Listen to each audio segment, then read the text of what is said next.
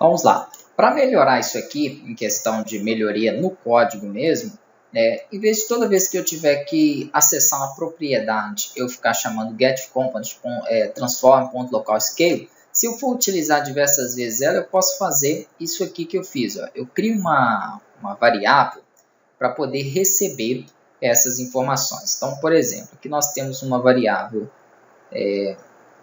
float. Como ele vai receber um objeto, ela pode ser uma variável do tipo transform, que é o que ela vai receber. Então, vou criar aqui um private transform. Eu vou chamar de transform mesmo. Ok. Beleza. Então, a variável aí que nós temos do tipo transform. E na inicialização, assim como eu fiz com esse objeto, com hidebody, eu vou falar que o meu transform, ele recebe um componente, só que não do tipo hidebody, do tipo transform, de acordo com a classe que eu vou utilizar. Então, por isso que eu iniciei ela aqui como transform e essa como hidebody, porque ele vai receber aquela propriedade daquela classe. E aqui, então, eu posso simplesmente fazer o seguinte, ó, em vez de toda vez colocar isso aqui, o que eu faço é justamente modificar, ou substituir por transform. E aqui é a mesma coisa. Então, vai ficar transform.localScale. Então, isso aqui recebe essa informação que eu coloquei. Então, é só para você não ter que ficar digitando toda vez, ele simplificar o código, vamos dizer assim. Aí, o que eu tenho, então? Então, isso aqui faz o objeto inverter de lado. O boneco ali inverter de lado e ele vai seguir de acordo com a posição em que ele estiver se movimentando. Só que essa função de mover, ela não está sendo chamada em momento nenhum.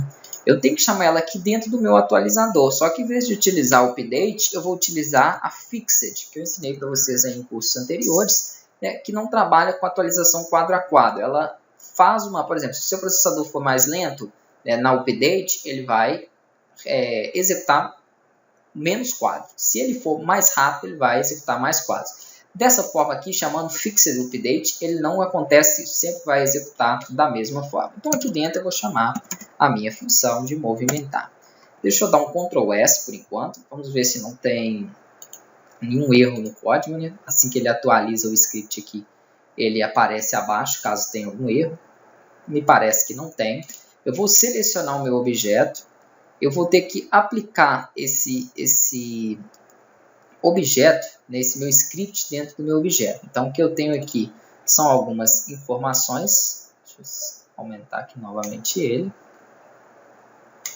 Certo? Ninguém recebe aqui o meu script de player. Se eu clicar, segurar e arrastar para cima do meu jogador, ó, ele vai criar então um novo componente aqui com player. Perfeito. E aqui eu tenho então esse meu objeto. Se eu pressionar para ele iniciar, vamos verificar aqui, ó, na hora que ele inicia, ele tem que já instanciar algumas coisas que estão lá dentro do método start. Deixa ele carregar porque não carregou ainda aqui. Ou a gravidade está com 0, porque ele não caiu.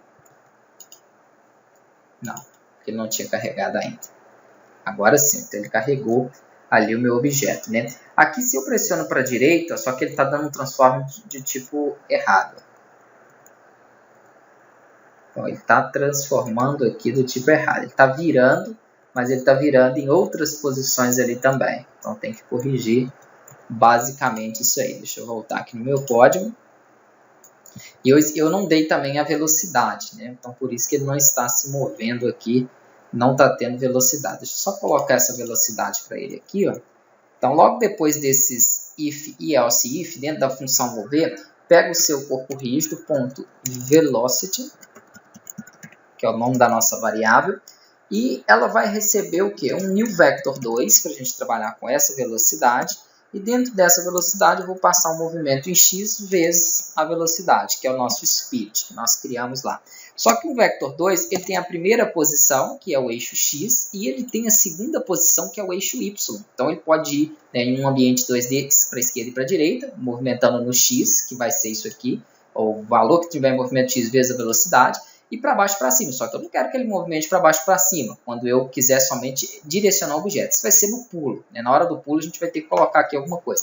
Então se eu não quero colocar valor aqui, eu somente coloco aqui rb.velocity, o eixo dela. Então continue na mesma velocidade daquele eixo. Com isso, ele não vai incrementar aí em nada nela.